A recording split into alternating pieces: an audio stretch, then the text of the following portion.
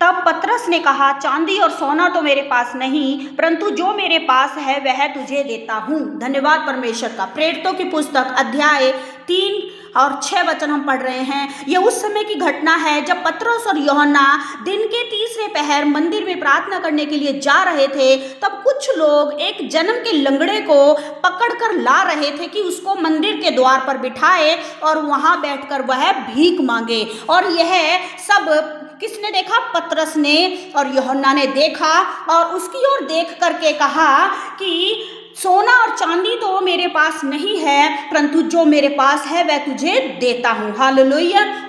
यहाँ पर वो लंगड़ा भिखारी भी उन दोनों की तरफ, पतरस और यूहन्ना की तरफ, इस लालसा से देखता है कि ये मुझे कुछ देंगे, मुझे सोना देंगे, मुझे रुपया देंगे, मुझे चांदी देंगे। लेकिन यहाँ पतरस ने कहा कि वो उस बात को यहाँ बोलता है कि चांदी और सोना नहीं है हमारे पास, लेकिन जो हमारे पास है वो तुझको अवश्य देंगे। हालेलुया। इसलिए समझना ये है कि हमारी लाइफ में भी अगर हमसे कोई ऐसी बहन या कोई ऐसा भाई हमसे आकर मिलता है जिनके जीवन में यीशु नहीं है और वास्तव में वो लोग निराश हैं, दुखी हैं, कलेशों में हैं, शैतान ने उनको पीटा है, मारा है और शैतान ने उनको, उनके जीवन को उजाड़ दिया है, उनका जीवन जीना मुश्किल कर दिया है, जो अपने जीवन से दुखी हो चुके हैं, निराश हो चुके हैं, जो वास्तव में आत्महत्या करके मर जाना लाजमी समझते हैं और उनको अपना जीवन बोझ लगता है। मैं आपको बताना चाहती हूँ, ऐसे अनगिनत लोग हैं इस समाज के अंदर जिनके जीवन में निराशा ही निराशा है,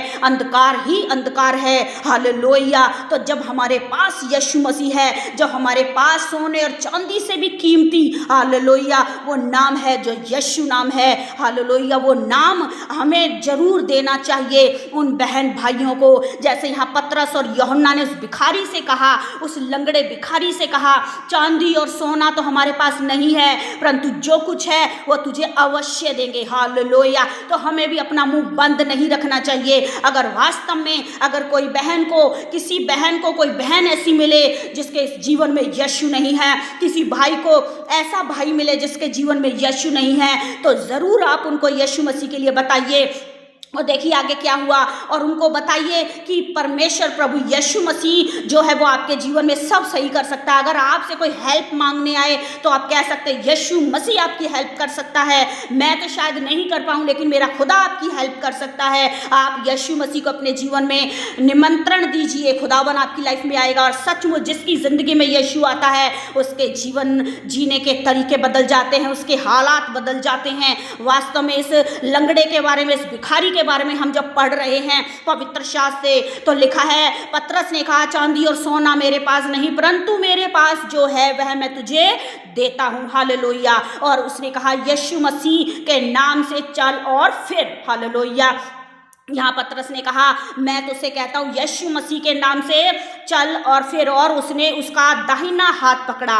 पतरस ने उस लंगड़े भिखारी का दाहिना हाथ पकड़ा और उसे उठाया और तुरंत उसके पांव और टखनों में बल आ गया। खुदा की स्तुति हो। जब यीशु आता है तो बल आता है, यीशु आता है तो सामर्थ आती है, यीशु आता है चंगाई आती है, यीशु आता है जीवन आता है, भरपूरी आती है, सुख आता है, अनंत जीवन आता है जब यीशु आता है। हालेलुया। इस व्यक्ति के जीवन में जब यीशु आया तो इसके पाँव में, टखनों में बल आ गया और वह उछलकर खड़ा हो गया और चलने फिरने लगा और चलता और कूदता हुआ, परमेश्वर की स्तुति करता हुआ उनके साथ मंदिर के अंदर गया। हालेलुया। खुदा की स्तुति हो। जब सब लोगों ने देखा कि वह कैसे चलते फिरते परमेश्वर की स्तुति कर रहा है, यह देखकर लोग चकित हो गए और खुदा की महिमा होने पाई। इसलिए प्यारे बहनों और भाइयों, हम लोग परमेश्वर की महिमा करने के लिए बुलाए गए हैं। हालेलुया। इसलिए हमारा काम है खुदावन की आज्ञाओं का पालन करना और उसकी महिमा करना। हालेलुया। उसके बड़े बड़े महान पराक्रमों का वर्णन करना कि वो कैसा महान और सृष्टिकर्ता, अद्भुत कामों को करने वाला, सारी दुनिया का मालिक। हालेलुया। ये बताना, लोगों के लिए गवाही बन जाना, ये हमारे जीवन का कर्तव्य है। कि हमारी ज़िंदगी से खुदा की महिमा बढ़े, खुदा की महिमा बढ़े, खुदा का राज्य बढ़े, हमारा जीवन, सारा जीवन खुदा की महिमा के काम आए।